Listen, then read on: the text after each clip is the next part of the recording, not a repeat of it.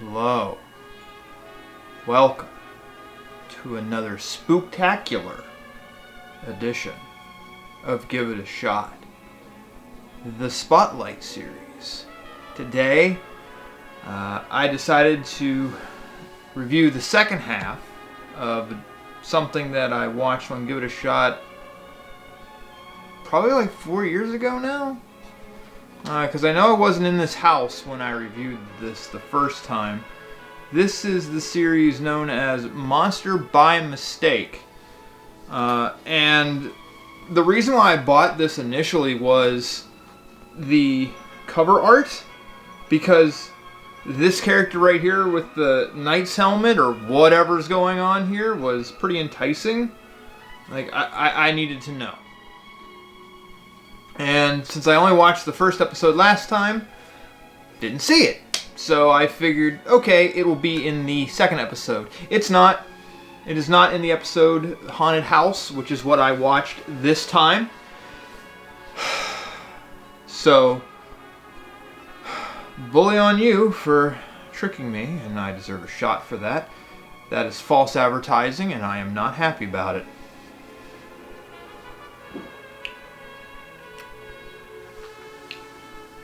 Oh, the strawberry definitely make you taste better.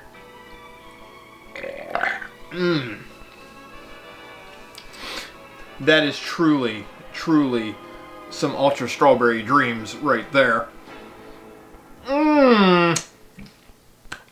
Anywho. Yeah, so I watched the first episode 15 years ago, or however long ago it is now, and I think I said some nice things about it. I mean, yeah, the animation's not that good, but I think it was alright. I don't know. Play some clips to see if I thought this was okay. I don't know. The character designs are what kill it. For something that, you know, is 10 years after reboot, and, you know, as primitive as you could say for that show, it should have looked better. But it doesn't. It's not awful, but it's not great. I mean, Billy especially is a horrifying human being for everything that they do to his face. Like, he has the most pronounced cheekbones. I'm pretty sure he could cut somebody with those. That's how bad it is. See? Proof's in the pudding. I either loved it or hated it. I don't remember anymore. I can't imagine what's in my my memory cemetery at this point, and I know that first episode is definitely in it. So this is the follow-up with Haunted House, and I'm going to assume that this was either like the pilot or very early on in the first season when they didn't have much money, because for whatever reason this looks worse, I think. Again, I don't remember that first one, and I knew this was going to be rough, but well, after Dorby's last week, this is magnificent. This is Pixar in comparison to what I saw with the Dorbys. So we got that going for it. So, just a recap of what goes on in this show.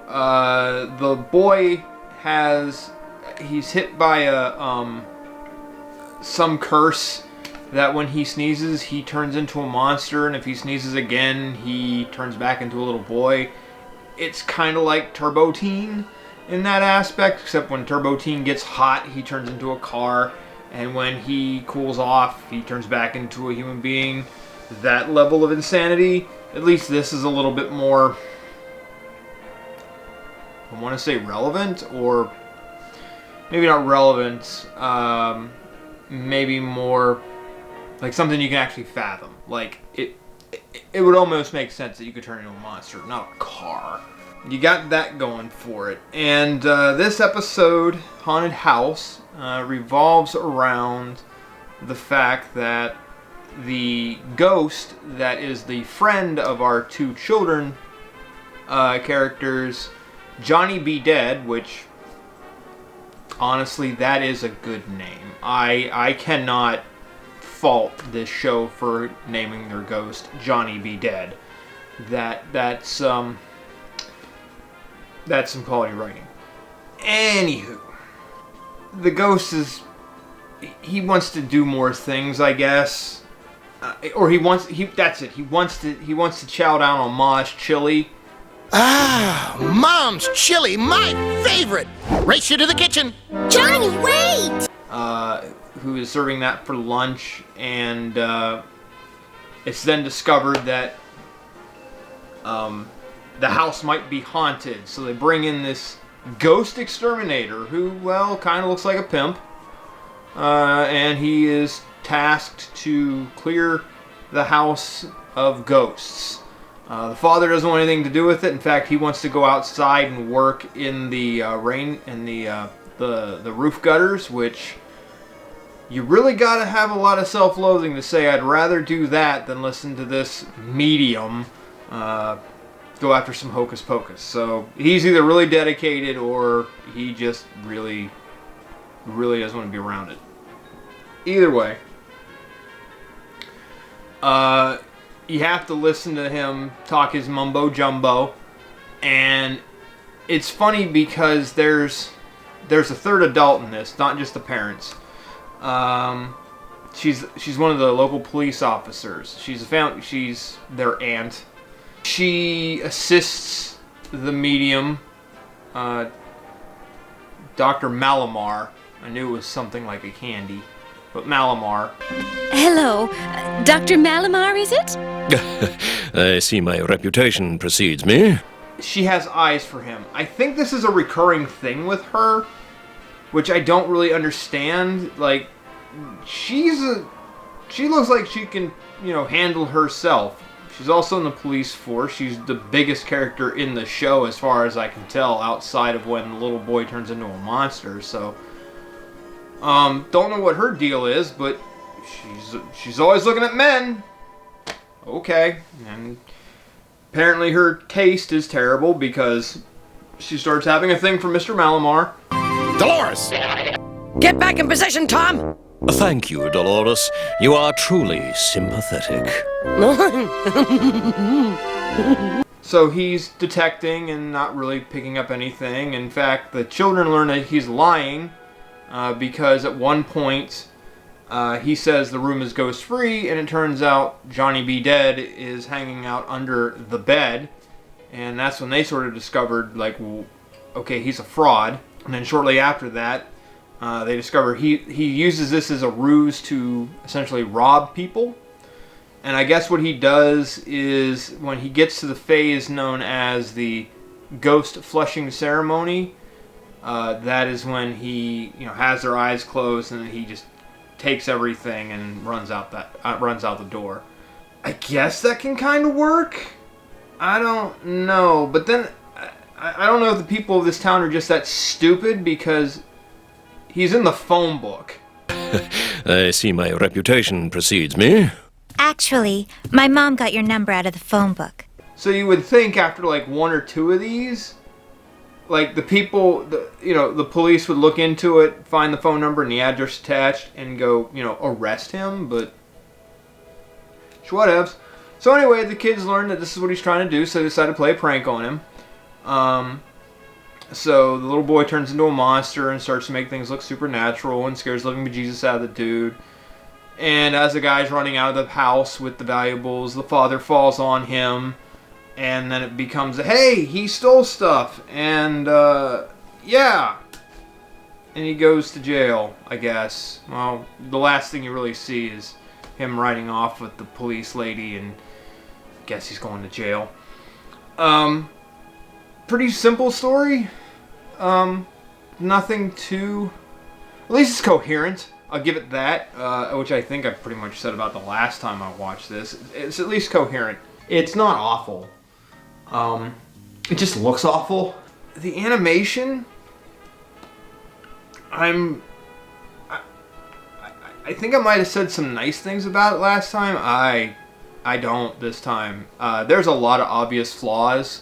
It just looks awful. Like when the girl blinks, you can still see her. You can still see her iris peer through her eyelids, which That's not horrifying in the least. There are obvious, like, lines on characters' faces and, like, bright spots, like, for whatever reason, with the two main characters. Your two main characters, there's, like, these bright spots under the ears.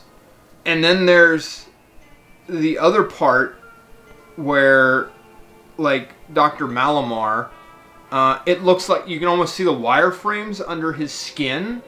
Like, it's kind of freaky. And, you know, yeah, he's only going to get used for this one episode, but I would think you might put a little bit more care into it.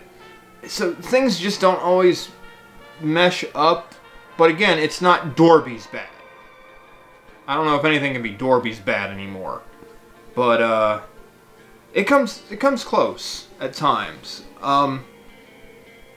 And I don't know. At first, this whole story and the animation, it felt like it was kind of dragging along. Because, I guess, you know, you got to have the villain sort of establish himself as a ghost exterminator, so he's doing all these weird things.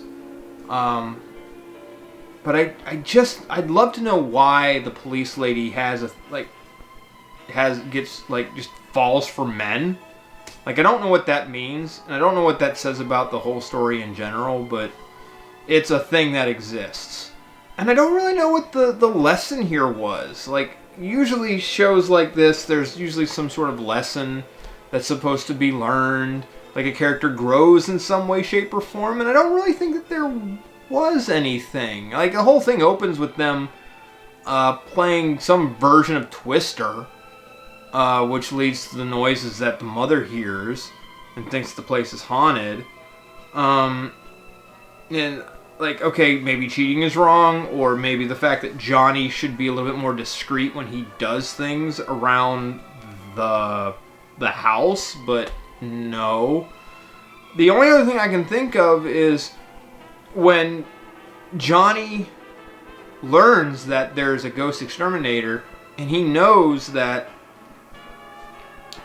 what happens to you if you know, how ghosts get exterminated and they turn green and eventually fade away. Like, he sort of filled that in his head that this was happening, and, like, he learns, oh no, it's not real. He's not an exterminator, and he feels better. Like, I don't know if it was something like, you know, these things that you're scared of they're only in your head. The see-through system. You thought you were being exterminated, so you started feeling like you were. It was all in your mind. It was? Hey, you're right. Like, is that something that you, like, is that the moral? Like, I don't know. Or maybe it's just the fact that Johnny should be more discreet, which that's the last joke of the episode, but Mom's famous spinach lasagna? Johnny. It's my favorite. Johnny. All it needs is a little extra basil. Johnny. Gotcha. yeah, I'm kind of at a loss for that. It's not bad. It's at least tolerable. It's not awful. It just looks awful. And like I said, it's not. It after Dorby's, no. This is gold. Dorby's was a fever dream. This is just. It's not awful. It just looks awful. You woke up really early one day and your eyes are just kind of bloodshot and things are happening in front of you, and you really can't determine what they are, but you know it's okay. That's kind of what this is. Like, this is, I don't know, the thing that I really don't like about this is the fact that they lied to me on the box. Everything else is pretty safe. Everything else is pretty tame. It just doesn't, I don't know. The two episodes that I've seen, they don't really do much with the characters. Like, okay, yes, you turn into a monster to scare away the fraud exterminator. That's kind of smart. But you don't really, I don't know, just like the ending of it felt kind of rushed. It's not awful. It just looks awful. I don't even really need to take another shot of it, other than the fact that I fell prey to the false advertising. That's the only thing that really gets me, is this monster here doesn't exist. Is this character in the series at some point? I'd love to know, but I guess I won't, because it only had 2 episodes, and that's what I'm stuck with. And so, yeah, kind of a bummer on that aspect. So, there you go. One shot. Not much to it. It could have been way better, but I don't know what I was thinking the first time. I must have really enjoyed that bullying episode, I guess. That, or I really just wanted to see that monster that doesn't appear. So I'm sorry, that's a letdown. I was hoping for something hideous, and I didn't really get it. I mean, yes, the characters in this do look a little hideous. They are rather simply drawn. They're not very complex. But they're not as whatever the fuck the Dorbies are. I'm sorry, the Dorbies are still stuck in my head. I cannot escape that. No, can't touch that. Have a time. That shit genuinely terrified me. I haven't slept nights because of it. I think it's the Elvis Presley Dorby. I think that's the one. And then Fleck, the one that's all crazy and talks all fast. Anyway, you probably don't want to talk about cornflakes or nothing like that. Hey, anyway, check this out. Listen to this. Hey, man, what you think, man? This thing's almost brand new. I saw them down there at the general store for 59 cents. Yeah, they're my dreams. It's not good. But in general, this is nothing. This is safe. It's bland. I will forget it. Just like I forgot the first episode, the first time I watched this, like 4 years ago or however long. It is what it is. And that's kind of sad. So, one shot just for lying to me. But, nothing major. So, it's not as spooky as it could have been. But I guess they had to keep it tame for the kids. Sorry. So until next time, party people. Toodles!